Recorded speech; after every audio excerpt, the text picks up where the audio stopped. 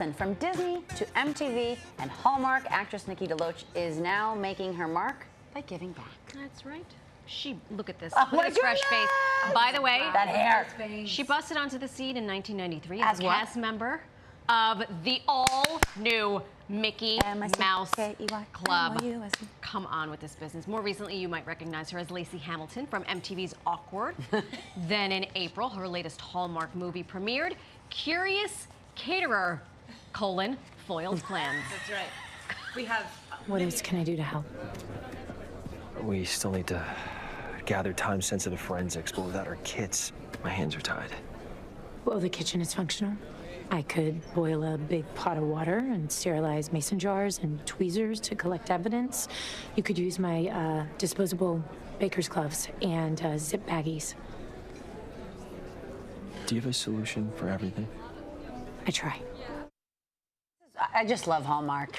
It hits you right in the feels every time. Stop it. That I connection. love it. So this that we just showed you is just one of the 20 movies, 20, that Nikki DeLoach has starred in for Hallmark. And this morning, she is joining us right here on the couch. We'll look at all of that and so much more because she's so much more than those 20 Hallmark movies. Welcome to the show. Thank you so much for having me. Thank you. You were just explaining what was going on in that scene that we just showed. Please share. What was I was happening? just saying that we're not normally dressed in medieval costumes. I was catering a medieval gala. Oh, was that right? Yes, and then somebody died. And so then we had to investigate. So we're trapped in this castle throughout the night. Yes. Yeah, but it was really fun. And how much was that costume weighed? It was about 35 pounds. Oh my gosh. Yeah. I mean, talk about like the muscles that you have to hold that thing up. But It's not enough to just be a good actor. You gotta like lift weights. that's be a the work. bodybuilder as That's well. the working Yeah, part. that's That being on camera and being on set is actually, that's so play. We play pretend for a living. love It's it. like such a fun job. The it. actual work of it is like doing that Yeah. in the heat, in you know, the freezing cold, whatever it is. Yeah. Oh my gosh. Yeah. I mean, we just briefly got into your whole resume, That's right. the places that people would know you from, but we want to talk to how you are using all that notoriety to give back to not one, but we're going to highlight two of them today, special causes that mean a lot to you. So the first one is you serve as the president of the Foundation Board of Trustees for Children's Hospital of Los Angeles. So tell us the Correct. story there. Yeah, so my youngest son, he's 6 now. He was born with multiple congenital heart defects, 4 of them. And his heart was very unique in that way. And they saved his life. He was 5 days old. He had his first open heart surgery. Oh, look at look him at there. That's his 6th birthday, so that was last year. So he's had 3 heart surgeries. First couple of years, it was really, it was really tough. My heart goes out to every mother, and when I saw the work that was being done at that hospital and the fact that it's a safety net hospital, which there's very few remaining in this country, where no matter of your financial situation or insurance, we turn no child away. Oh, wow. And so my job is to raise the funds to be able to provide that kind of care, the same care that my child got, to any child who walks through those doors. And it's definitely the busiest hospital on the West Coast, with 1 million kids going through it last year alone. So that was what got me involved, and what continues is the mission. Yeah. Yeah. I bet.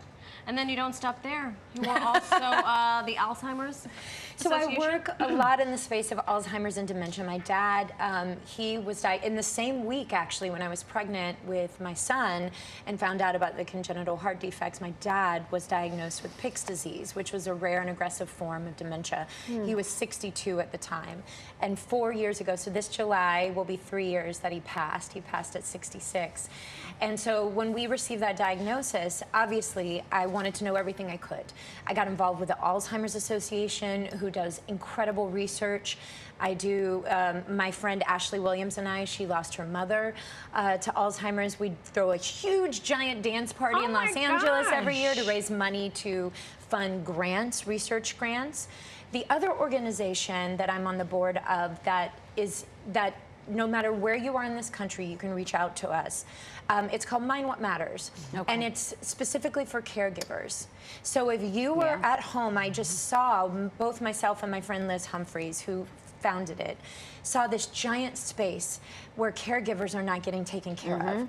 You write us, we can send you a what's called a grant, a care grant, and it's money so that you can bring somebody in to help watch your loved one so that you can go and take care of yourself.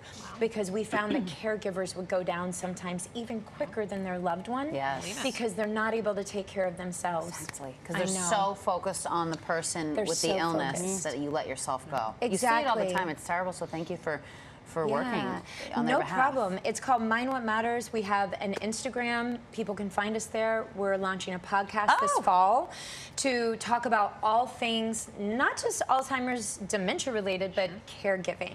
It's going to be all focused on caregiving. It comes in all shapes and forms and sizes. Parents, like we give care in so many ways that we don't even realize. Can we shift gears a little bit, because we only have such limited time with you? We could talk to you all morning. You know, you were first you came onto the scene as part of the all-new Mickey Mouse Club, along with some other people that we may know. I mean, the likes of Britney Spears, Justin Timberlake, Christina Aguilera, Ryan Gosling. That's just to name a few. I mean, that's like iconic. Talk to us about that. It was, to this day, it's one of the greatest jobs of my life. I mean, I wanted to be in entertainment from the time I was a kid, and all of a sudden I found myself on this TV show with all other kids who also wanted to do the same thing, and I have to say they did such a beautiful job of, you know, we worked 6-day weeks. We put on 3 live shows a week in our last season. SNL does 1. 3 live shows. And you guys are kids. They still allowed us to be children. So it was one of those experiences. I just think it was a great way to start in the industry for me. I was so lucky because some kids have such bad experiences in our industry. I was just going to say, it's and not always bells and whistles or hearts and unicorns.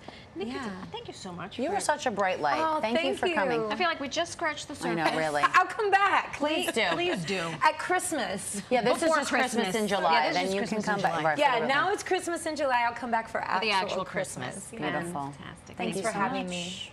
Thank you.